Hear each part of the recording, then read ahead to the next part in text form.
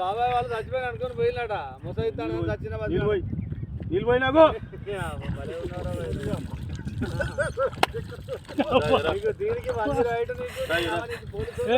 ఎందుకు పన్న వాళ్ళ కాయ పండుకున్నా ఎందుకు అనుకున్న వాళ్ళ ఈ చల్లదనానికి ఎండకు చేయలేక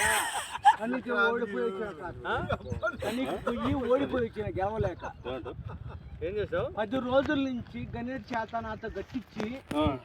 నా కష్టం దోచుకొని గణేట్ రాయి కట్టు